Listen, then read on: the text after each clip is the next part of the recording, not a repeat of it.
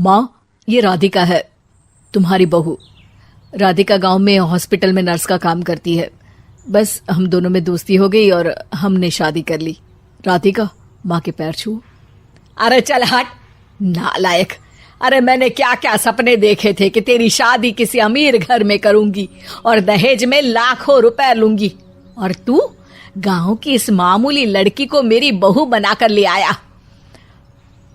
लेकिन बेटे की जिद के आगे सुनीता देवी मजबूर हो जाती है।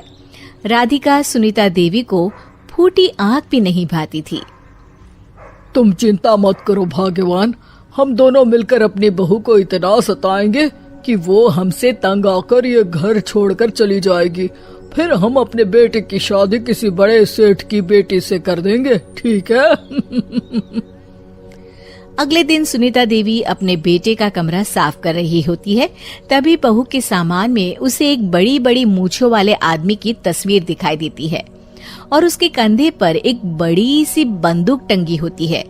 तस्वीर के नीचे लिखा होता है डाकू मंगल सिंह। ये किसकी तस्वीर है बहू? ये मेरे पिताजी की तस्वीर है। बस फिर क्या था। ये सुनते ही सुनीता देवी के हाथ पैर कांपने लगते हैं। वो भागती हुई सीधा अपने पति के कमरे में जाती है। अरे गजब हो गया जी, गजब। अरे क्या हो गया भाग्यवान? हमारी बहू एक मशहूर डाकू मंगल सिंह की बेटी है। हे भगवान, अब क्या होगा? क्या कहा? डाकू मंगल सिंह? अरे मर गए रे। सुना है वो तो बड़ा ही खतरनाक डाकू है, मारता ज्यादा है गिनता कम है। लोग पुलिस वाले भी उसके नाम से कांपते हैं।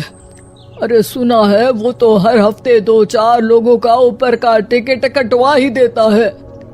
हे भगवान, अब हम क्या करेंगे? ये हमारे नालायक बेटे ने कैसी मुसीबत हमारे गले बांध दी। हाँ वो तो है, अगर हमने बहू को जरा भी तकलीफ दी तो उसका बाप मंगल सिंह हमें गोली से उड़ा देगा। अब जो मैं कहता हूँ उसे ध्यान से सुनो। तुम बहू से बिल्कुल घर के काम मत करवाना और ध्यान रहे उसे किसी प्रकार की तकलीफ नहीं होनी चाहिए, समझ गई ना? और ऐसा ही होता है। अगले दिन सुनीता देवी रसोई में खाना बना रही होती है कि तभी, ये क्या माँ जी, मेरे रहते आप खाना बना रही हैं? चलिए हटिए, मैं खाना बना देती हूँ। अरे नहीं नहीं बहू, तू यहाँ क्यों आ गई?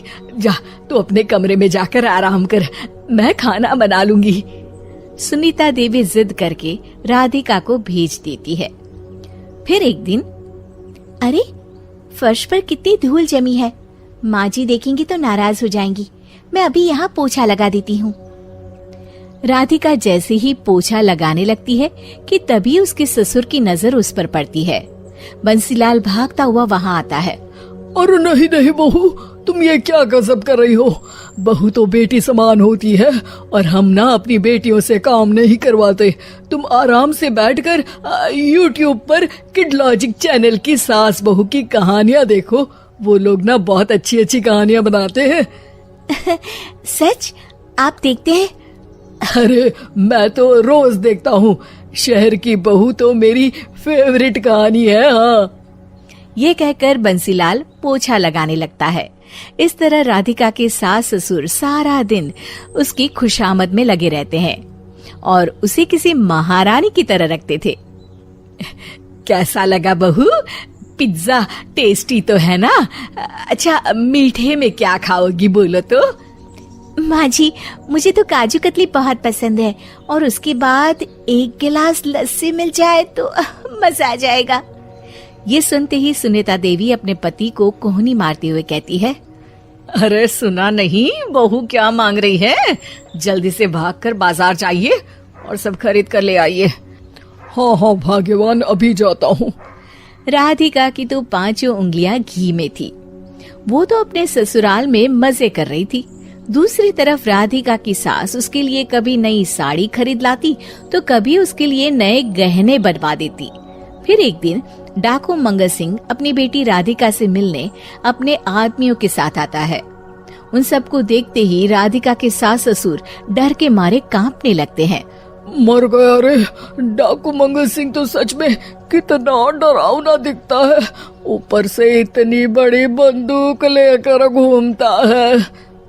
कैसे हैं समधी जी? क्या हुआ? आप इतना घबरा क्यों रहे हैं? और आपको इतना पसीना क्यों आ रहा है? आपकी तबीयत तो ठीक है ना? जी अभी तक तो ठीक है, पर लगता है बहुत जल्द खराब होने वाली है।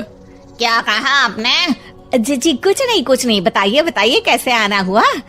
दरअसल आज आपके शहर में हमारी नाटंकी मंडली का प्रोग्राम है, तो इसी बहाने सोचा बेटी का ससुराल भी देखता चलूं। ये सुनते ही राधिका के सास ससुर हैरान हो जाते हैं।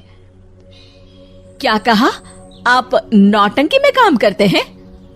हाँ माँ जी, पिताजी डाकू की एक्टिंग बहुत अच्छी करते हैं, उन्हें तो कई अवार्ड भी मिल चुके हैं। और ये बंदूक, ये तो असली लगती है। तभी राधिका के पिताजी अपनी नकली मूंछ निकालते हुए कहते हैं, इस मूंछ की तरह यह बंदूक भी नकली है। ये तो छर्रे वाली बंदूक है, इससे तो मैंने आज तक चिड़िया भी नहीं मारी। और खोदा पहाड़ और निकला चूहा। इसका बाप तो मामूली नौटंकी वाला निकला, और हम इससे डर कर बहू की नौकरों की तरह सेवा कर रहे थे। आपने सही कहा जी, इसके पीछे मेरे कितने पैसे खर्च हो गए, और काम कर करके मेरी तो कमर टूट गई सो अलग। अरे बहू, तूने अपने पिताजी के बारे में हमें पहले क्यों नहीं बताया? राधिका मुस्कुराते हुए कहती है, आपने तो कभी पूछा ही नहीं ना माँ जी।